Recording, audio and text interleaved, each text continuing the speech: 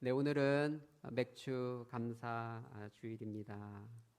이제 맥주할 때 맥은 보리맥입니다. 다들 알고 계시죠? 그래서 보리를 걷어들인 이후에 하나님께 감사하는 절기인데 사실은요, 고대 팔레스틴 지역에서 농사를 하면 가장 이른 시기에 걷어들이는 것은 보리가 아니라 밀이었습니다. 밀. 그래서 원문을 보면 사실은 맥주가 아니라 밀에 대한 감사절기다, 그렇게 볼 수 있겠습니다. 그런데 한국적 상황에서 6월 말경에 보리를 걷어들이고 또 가장 먼저 이르게 수확하는 것이 보리였기 때문에, 그래서 한국적 상황에 맞게 맥주절이다, 그렇게 부르게 된 것이죠. 아니, 밀인데 왜 보리로 바꿨습니까? 그렇게 말씀하시는 분들이 있을 것 같아요. 근데 밀이냐 보리냐, 그게 중요한 것이 아니라 가장 먼저 수확한 그것을 하나님께 드리고 감사합니다라는 의미를 되새기는 것이 중요합니다. 그래서 가장 먼저 수확한 열매를 드린다라고 해서 이 맥주절을 초실절, 처음 열매, 초실절이라고 부르기도 합니다. 이날은 6월절로부터 50일째 되는 날입니다. 그래서 다섯오, 또 열을 순해서 50, 오순절이라고 부르기도 합니다. 근데 6월절을 빼면, 그 당일을 빼면 49일이죠. 일주일이 7번, 77에 49. 그래서 77절이라고 부르기도 합니다. 그러니까 맥추절, 초실절, 77절, 오순절, 이 모든 것은 같은 절기를 가리키는 용어다, 그렇게 이해하시면 되겠습니다. 가장 중요한 것이 무엇입니까? 가장 처음 걷어들인 곡식을 하나님께 드리고 또 그것에 감사하면서, 보통 이제 상반기 지나고 하반기 접어들 쯤에 그 곡식을 거두기 때문에 상반기 하나님이 지켜주신 은혜를 감사하면서 드리는 절기다, 그렇게 이해하시면 되겠습니다. 2024년도 상반기를 돌아보면서 하나님께 가장 감사했던 내용은 여러분들은 무엇입니까? 성도들마다 감사의 내용이 다 다를 것 같아요. 어떤 분들은 무탈하게 강건하게 지낸 것에 감사하시는 분들이 있을 수 있겠습니다. 또 어떤 분들은 하는 일마다 형통하게 잘된 것에 하나님께 감사하는 분들도 있겠습니다. 또 어떤 분들은 예기치 않은 사건 사고가 있었지만 그러나 신앙 안에서 그것을 나름 잘 극복하고 또 영적으로 성숙하게 된 것에 감사하시는 분들도 있으리라 생각합니다. 성도들마다 감사의 내용이 다 다를 수 있습니다. 그러나 우리가 잊지 말고 가장 먼저 항상 감사해야 하는 내용이 있다면 그것은 바로 하나님의 아들 예수님을 우리에게 보내주신 일인 줄 믿습니다.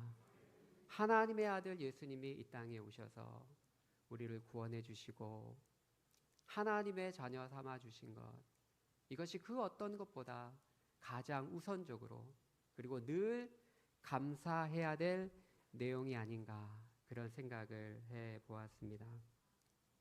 그래서 오늘은요, 우리 가운데 오신 예수님을 생각하며 그분께 감사하며 그 예수님을 더욱더 깊이 알아가는 시간이 되었으면 합니다.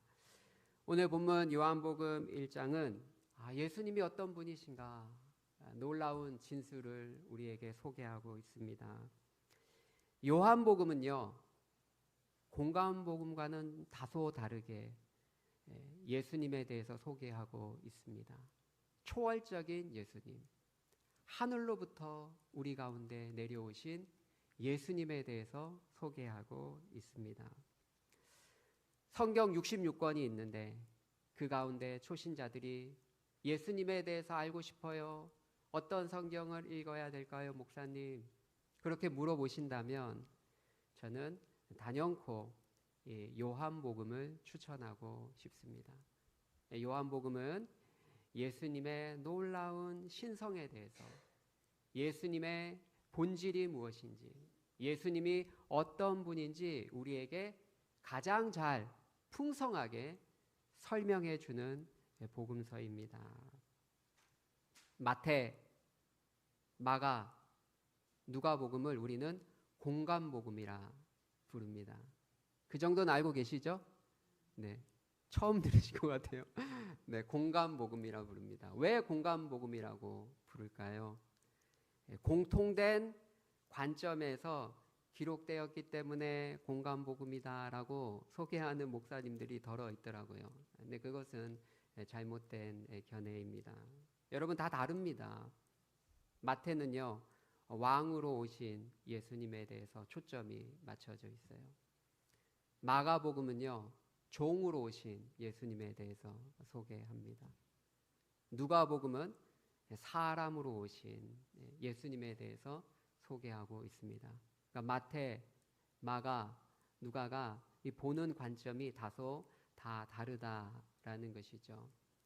그러면 도대체 왜 신학자들은 공관복음이라 그렇게 불렀을까요? 이 공자는 함께 공입니다. 이제 관자는 볼관짝이죠.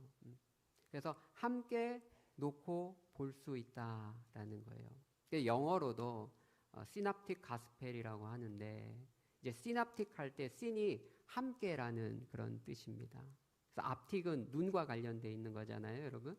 그래서 눈으로 보는 거거든요. 그래서 함께 놓고 비교할 수 있는 그런 책들이다라는 것이죠. 그래서 마태, 마가, 누가는 자세히 살펴보면 비슷한 기사들이 동시에 3군데 나오기도 하고 2군데 나오기도 하고 비슷한 기사들이 굉장히 많아요. 그래서 함께 놓고 비교 연구할 수 있는 책들이다. 그런 뜻에서 신학자들이 공관복음이다 라고 그렇게 이름을 붙였습니다. 그런데 요한복음은요, 공관복음과 기사가 많이 다릅니다. 많이 달라요. 그래서 공관복음에 포함하지 않았고요, 사복음서 안에만 들어가죠. 기사도 많이 다르지만 무엇보다 그 관점이 많이 달라요. 마태복음은 왕으로 오신 예수님, 마가복음은 종으로 오신 예수님, 누가복음은 사람으로 오신 예수님. 근데 요한복음은 위에서부터, 하늘로부터 오신 예수님, 예수님의 신성에 대해서 그 누구도 가르쳐주지 않으면 파악할 수 없는 놀라운 예수님의 본성에 대해서 소개하고 있다라는 것이죠. 기독교에 대해서 잘 모르는 분들은 그저 예수님이 위대한 성인 중 한 분, 도덕교사, 혁명가, 어려운 사람들을 도와준 자선가, 뭐 그 정도로 인식하기 쉽습니다. 그런데 우리가 요한복음을 살펴보면 예수님이 이렇게 위대하신 분이구나 라는 것을 우리가 깨달아 알 수 있는 것이죠.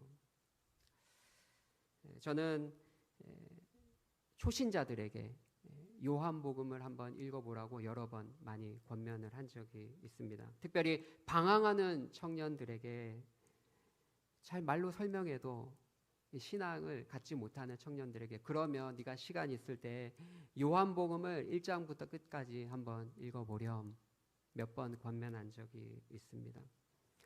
그런데요, 놀랍게도 제가 설득력 있게 말을 여러 번 해서 신앙을 갖게 하려고 노력해도 안 됐던 아이들이 이 요한복음을 스스로 읽다가 예수님을 만나고 하나님을 만난 사례가 더러 있습니다.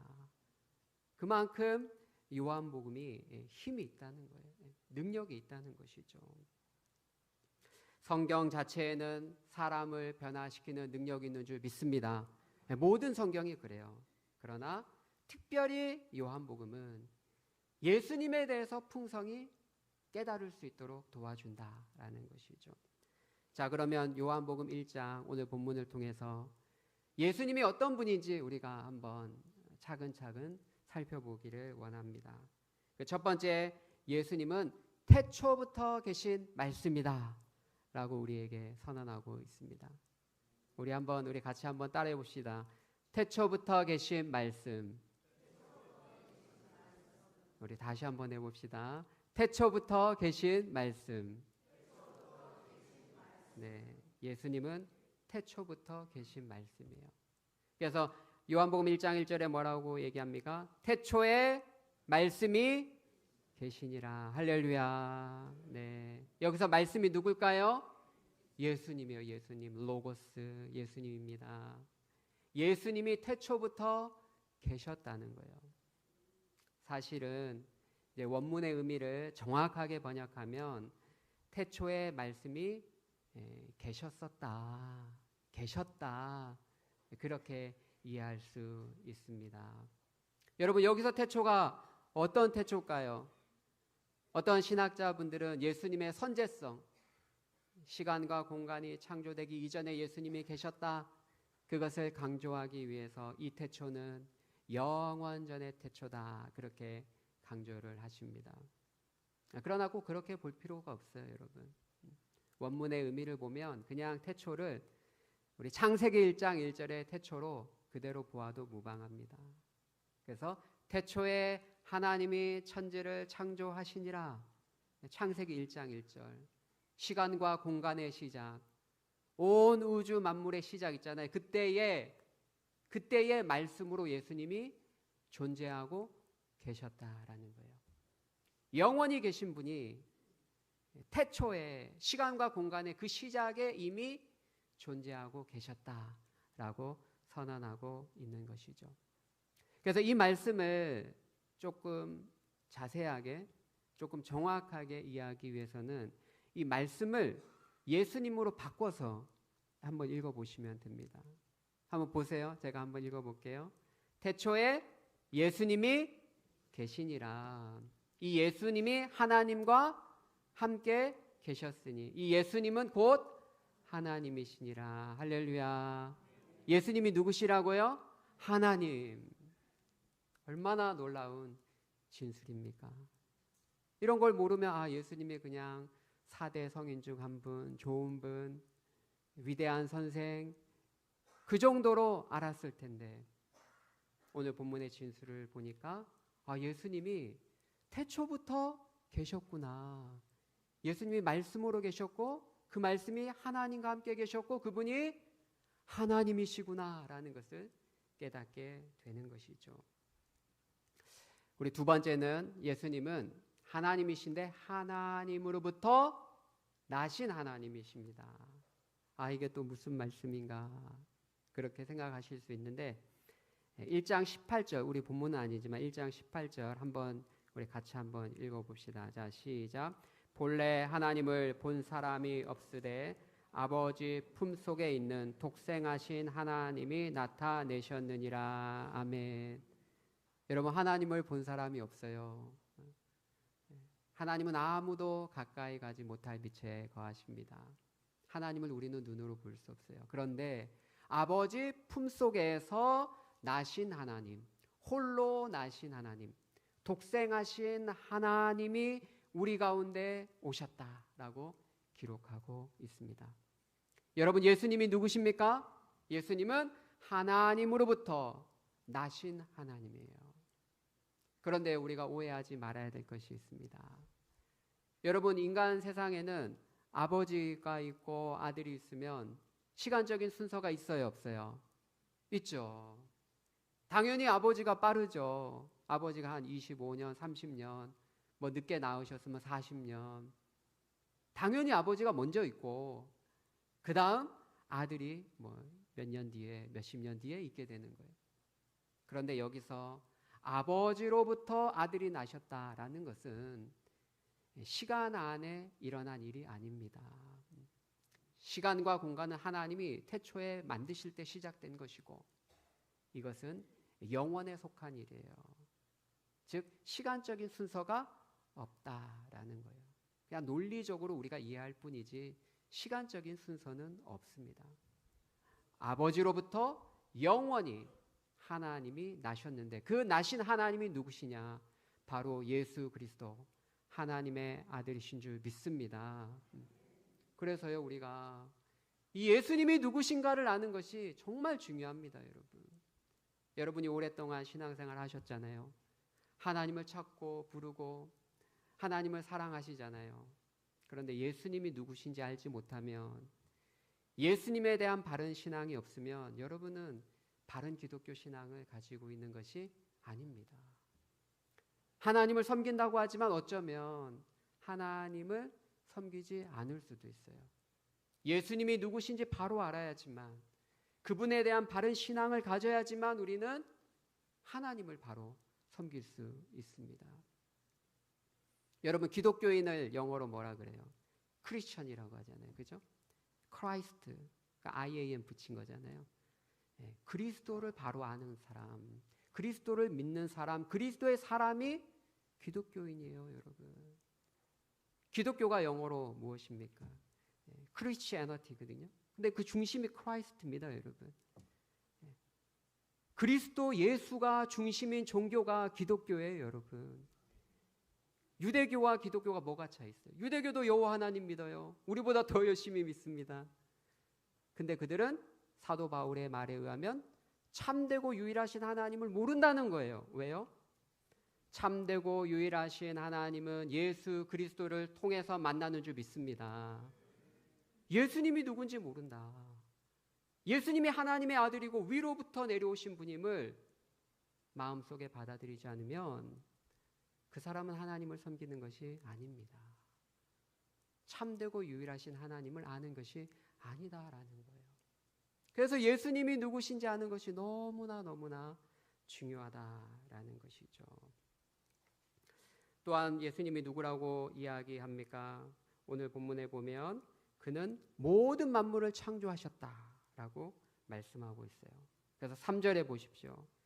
3절에 뭐라고 얘기합니까? 만물이 그로 말미암아 지은 바 되었으되 지은 것이 하나도 그가 없이 된 것이 없느니라.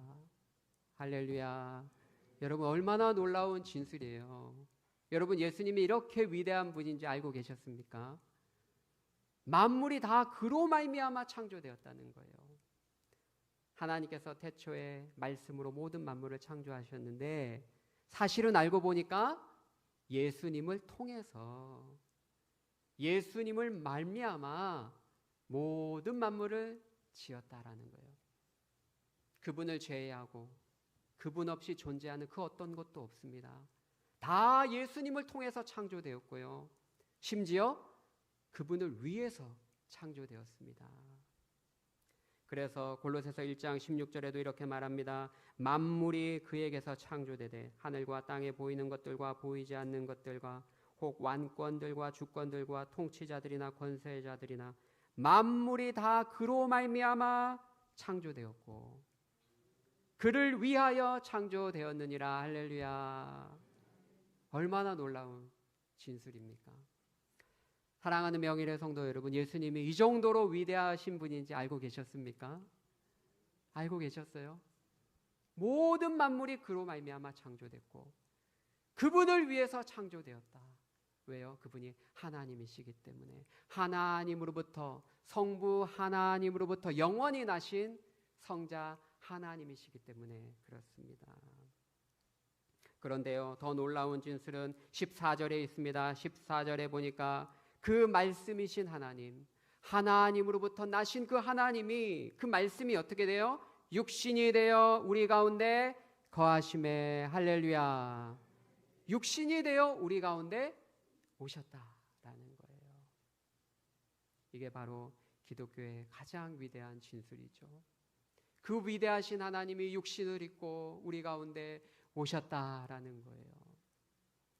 여기서 거하심에라고 할 때 이제 거하다라는 것은 사실 원문은 장막을 치다라는 뜻입니다. 장막을 치다. 여러분, 구약 시대에 광야에서 이스라엘 백성들이 어떻게 하나님을 만났습니까? 하나님께서 시내 산에서 빽빽한 구름 가운데, 우레 가운데 권능으로 임재하셨습니다. 그리고 그들에게 말씀해 주셨어요. 그리고 모세에게 장막을 만들라고 하셨어요. 하나님의 임재의 장소, 하나님과 백성들이 만날 수 있는 장막을 만들라고 하셨습니다. 그 장막을 거룩한 장막이라서 성막이라 그렇게 불렀죠. 그래서 장막을 허락하시고 다양한 제사 제도들을 허락하셔서 장막에서 하나님이 그들을 만나 주신 거예요. 그리고 가나안 땅에 정착해서 이제 왕정 제도가 시작됐을 때 솔로몬이 그 장막 대신에 성전을 만들게 된 것이죠. 그런데 놀랍게도 성경은 무엇을 말씀합니까? 이제는 장막이나 성전이 필요 없다. 예수님이 우리 가운데 오셔서 장막을 치셨다. 그래서 예수님을 통해서 이제 우리는 하나님을 만나게 되는 줄 믿습니다. 구약 시대로 돌아갈 필요가 없어요. 구약 시대의 제사 지도나 장막이 필요 없습니다. 예수님이 육신을 입고 오셔서 우리 가운데 장막을 치심에 우리가 그 안에 들어가서 이제 하나님을 인격적으로 만나고 기도하면 그분께 응답을 받을 수 있게 되었다라는 것이죠. 그러나 안타깝게도 아직도 시오니즘을 주장하는 분들이 있습니다. 그래서 시온에서 구원이 이루어진다. 이방인들은 예수님을 믿음으로 구원받지만 유대인들은 지금 있는 그 팔레스틴 땅의 성전을 회복해서 그곳에 다시 성전을 짓고 제사 제도가 이루어져서 유대인들은 다시금 유대인들의 방식으로 성전이 회복되고 제사 제도도 회복되어서 구원을 받는다. 그렇게 이중 구원 방식을 주장하는 사람들이 많이 있습니다. 사실 의외로 많아요. 우리 기독교 신학을 전공한 분들 가운데도 그런 주장을 하는 목사님들이 있습니다. 그래서 유대인들이 이 팔레스틴 땅을 점령해야 된다. 그래서 엄청 지원하고 그렇게 하거든요.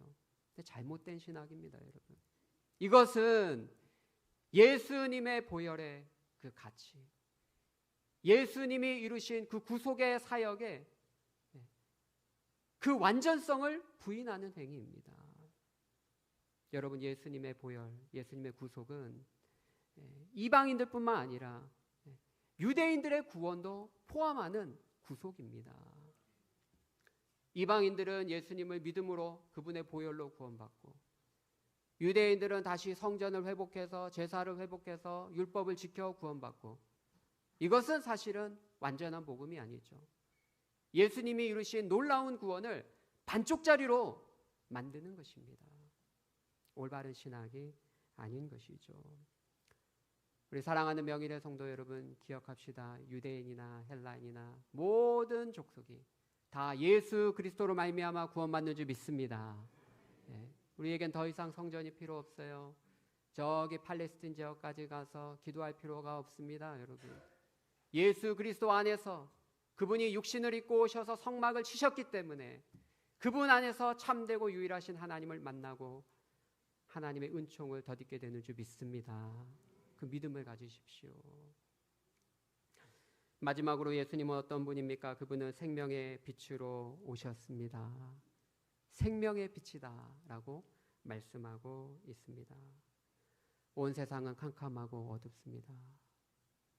진리를 분별할 수 없습니다. 영적인 흑암 가운데 있습니다. 여러분, 저번에도 말씀드렸는데 우리의 육신의 눈도요, 아무리 멀쩡해도요, 여러분이 불 다 끄면 빛이 없으면 사물을 인식하지 못합니다. 우리 눈이 그냥 사물을 인식하는 게 아니에요, 여러분. 빛이 사물에 반사돼서 우리 가운데 들어올 때, 우리 눈 가운데 들어올 때 우리가 사물을 인식하게 되는 것이죠. 영적으로도 마찬가지입니다, 여러분. 예수님이 생명의 빛이라는 거예요. 빛이라는 거예요. 영적인 빛입니다, 여러분. 그래서 예수님께 나와서 예수님이 빛을 비추실 때 그때 비로소 영적인 세계가 보이는 거예요. 예수님 비춰주실 때 진리를 깨닫게 되는 것이죠. 그래서 빛 대신 예수님 가운데 나와서 빛 가운데 걸어 다니면 생명 가운데로 나아가게 되는 줄 믿습니다. 얼마나 위대하신 분입니까? 한번 정리해 볼까요? 예수님이 어떤 분입니까? 태초부터 계셨던 말씀, 하나님으로부터 영원히 나신 하나님, 하나님의 아들, 모든 만물의 창조주, 우리 가운데 육신을 입고 오셔서 장막을 지셔서 하나님을 만나는 장소가 되셨습니다. 생명의 빛이 되셨습니다. 그 예수님을, 그 위대하신 예수님을 여러분 마음속에 진정으로 구세주로 받아들이면 여러분이 하나님의 자녀가 된다고 약속해 주셨습니다. 그래서 우리 1장 12절 우리 같이 한번 읽어볼까요? 시작. 영접하는 자 곧 그 이름을 믿는 자들에게는 하나님의 자녀가 되는 권세를 주셨으니 할렐루야.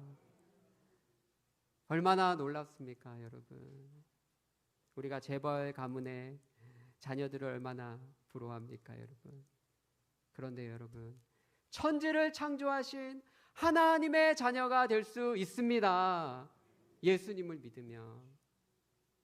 그 놀라운 특권과 은혜를 정말 깨달아 알고 계십니까? 일본의 가가와 도요이코 목사님의 일화입니다. 그는 고베 시장과 기생 사이에 첩의 아들로 태어났습니다. 4살 때 아버지가 돌아가셨고요. 5살 때 어머니가 돌아가셨습니다. 이복 형제들 가운데 자라면서 첩의 자녀라고 엄청난 박해를 받았습니다. 멸시를 받았어요. 그러다가 12살 되던 해에 길을 지나는데 구세군 전도자가 소리를 치며 전도합니다. 누구든지 예수를 믿으면 하나님의 자녀가 됩니다.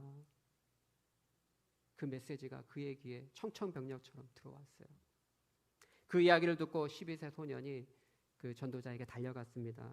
나 같은 기생의 자식도, 첩의 아들도 하나님의 아들이 될 수 있습니까? 라고 물었습니다. 그때 전도자가 대답합니다. 그럼요. 누구든지 믿으면 하나님의 자녀가 될 수 있습니다.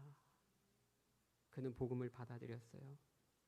그리고 나중에 사회 저변의 빈민층을 돌보는 훌륭한 목사님이 되셨고 또 훌륭한 기독교 저술가가 되었습니다. 그는 자신의 저서에 이렇게 기록했습니다. 나는 기생의 자식도 아니고 첩의 아들도 아닌 하나님의 자녀로다. 할렐루야. 하나님의 자녀 되는 그 특권을 얼마나 큰지 그분은 깨달아 알았던 것이죠. 말씀을 맺겠습니다. 위대하신 예수님을 믿으면 누구나 하나님의 자녀가 될 수 있습니다. 빈부귀천, 남녀노소 차별이 없습니다. 누구든지 믿으면 이제 그 위대하신 하나님을 아빠, 아버지라고 부를 수 있어요. 여러분 인생의 무거운 짐을 왜 홀로 지고 가십니까? 예수님을 믿으시고 하나님을 아빠, 아버지라 부르짖으며 주님께 간구하시길 바랍니다. 자녀가 되면 들어주는 거예요. 여러분 길 가다가 지나가는 아저씨한테 아저씨 뭐 사주세요. 자녀가 그러면 사줍니까? 안 사줍니까? 안 사주잖아요. 그러나 내 자녀가 구하면 필요한 것들은 채워주시잖아요. 왜요? 아빠니까, 아버지니까. 우리가 예수님을 믿으면 온 우주를 창조하신 하나님이 우리의 아빠가 되시는 줄 믿습니다. 아버지가 되시는 줄 믿습니다. 얼마나 감사해요. 얼마나 놀라운 특권입니까? 전능하신 하나님이 이제 우리 아버지가 되십니다. 우리의 기도를 들어주십니다. 응답해 주십니다. 찾고 찾으면 만나 주십니다. 우리를 보호해 주십니다. 선한 길로 인도해 주십니다. 예수님을 마음속에 모셔드리고 하나님의 자녀의 권세와 특권을 누리며 승리의 삶을 사시기를 예수님의 이름으로 축복합니다.